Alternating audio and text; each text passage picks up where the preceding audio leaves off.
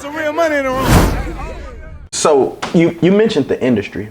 I watched the old Dave Chappel interview where he talked about how to crack a certain level, they wanted him to put on a dress. Yeah. You know what I'm saying? Have you ever experienced anything like that? Yes. Listen, I know in the black community, particularly with black men, that's always been a stigma and a no-go. Black men in dresses. And I've said this on many interviews. I don't see it that way. First of all, men in drag comedically is one of the oldest staples in comedy. That's been done since comedy's inception. And as far as this idea that it is somehow demeaning and degrading to black men, I would agree with that if there wasn't balance. And when you think about the scales of that, and by balance, I mean, you have enough, we've had enough positive images of black men in film and on television, whether it was obviously pre-scandal, Bill Cosby as an incredible father, James Evans as a providing father. You got actors like Denzel, Wesley Snipes, Larry Fishburne, Morgan Freeman, Sam Jackson, Ving Rhames, and I could go on and on and on, Don Cheadle, where they have played everything from politicians to cops to lawyers to doctors to loving fathers to civil rights leaders. So when you look at the scales of balance, there's been more positive images of us than negative images of us. And unless you have that balance, and to be honest, that, as far as that goes, that tips the scale more than the black men in dresses. So if this really were, on one side you have black men in dresses, which is supposed to be demeaning and degrading in terms of black male imagery and role model type shit, and then you had on the other side of the scale, everything I just said, it's not even close. We've had more positive images of us from prominent black men in the industry than we had of us in dresses. So again, you have balance, but again, those scales tip more in favor of the positive than the negative. So because of that alone, I've never seen it the way most black men see that. I think for me, that's a little overblown. And then the second thing is this, you think about all the black men we've seen in dresses. Eddie Murphy is the Clumps, Mama and Grandmother Clump, Rasputin and Norbit. Martin Lawrence is Mama Payne, Shanae, Big Mama.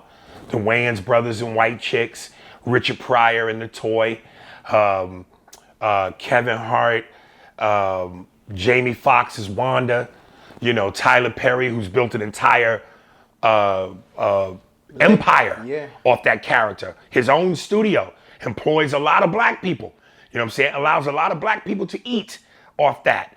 So you mean to tell me that all those black men that I just named, you've lost respect for? We as a community don't respect them? When those guys come to your city to perform, you're not going to go see Martin. You're not paying to go see the Wayans. You're not paying to go see Eddie Murphy if he ever decides to return to stand up. You're not paying to see Jamie Foxx. Come on, man, we lying? I don't think any respect for those men has diminished by any means. And I don't think if any of those men came to your city to do a live concert because of them in dresses in those roles that made you laugh, you're not gonna go see them now? So I don't know that I buy into that. That whole mystique about black men in dresses, I don't buy into that. Well, my thing is, do you have to do it to reach that next level though? You don't have to do anything you don't want to do. I don't think that them doing that was based on we have to. I think they saw what was funny comedically, and they did, like I said, what's always been an old staple in comedy. Yeah, as I was researching, I've seen an interview with Kevin Hart, right? Where he says that's like one of his boundaries not to do that. And he did it.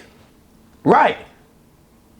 And a year later, he goes on SNL, and right after he did it, he blew up. Well, no, he blew up before that. You don't get on SNL unless you already blown up. But he blew up after that. He was already bona fide. But it was like he was able to sustain, I've watched. I can't buy that at all. Listen, Kevin Hart, regardless as to what you feel or whether or not you like his comedy, and it's all subjective. And I've gone online and I've read a lot of times where people go, he ain't funny, he ain't this, he ain't. The numbers don't lie. The nigga sells out arenas. His box office receipts are undeniable. So again, scales of balance. Of course, everybody ain't gonna like you. I don't care how good you are. No, everybody didn't love Muhammad Ali. Everybody don't love Michael Jordan. But the numbers don't lie. And in the scales of balance, Kevin Hart is more successful than he's not. Right. He sells out arenas. His box office receipts don't lie. So I don't think that him doing that swung the pendulum a certain way within his career. Like, he got bigger. He was already big, and he continues to stay big. Right. Well, I'll say this: Cat Williams, another comic dude, you know. Right. And for the record, I know a lot of black people's go-to is, well, that's why Dave Chappelle is so respected, because he ain't never put on a dress. Yes, he did in Robin Hood Men in Tights. Dave wore a dress too. Bars. So Cat Williams, he made a comment, and in his comment he actually referenced Dave Chappelle. He says people like me and Dave won't be as big as Kevin because they don't go against the Illuminati. And not going against the Illuminati has caused them to take punches and whatnot. You mentioned the industry. I'm here in Houston. I just heard about a week or so ago, Dave Chappelle just sold out 40,000 seats here in Houston, where the Rockets play. So miss me with that shit. Cat, and I'm not here to bang on Cat, but I think you'd have to be living under a rock or be the dumbest motherfucker in the world if you couldn't tell that Cat has had substance abuse problems. So stop the bullshit. As you young people say, stop the cap. Cat Williams is where Cat Williams is because of choices Cat Williams has made. Now, if that's fine with him in terms of where he's at and how he wants to maneuver, that's his business. And you know, he's successful. He's rich. Cat don't have to do what Cat don't want to do.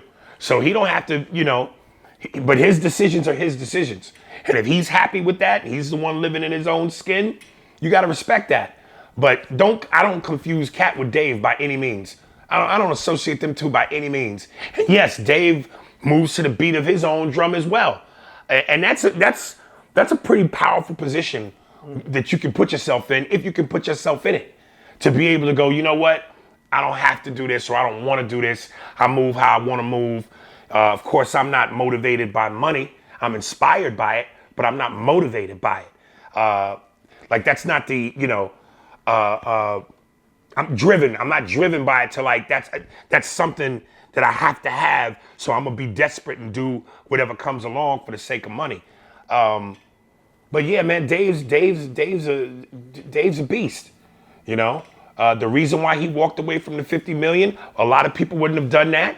But if he was comfortable enough to do that for whatever his reasons were, you got to respect that. But the most gangster shit is he walked away from 50 to get 60.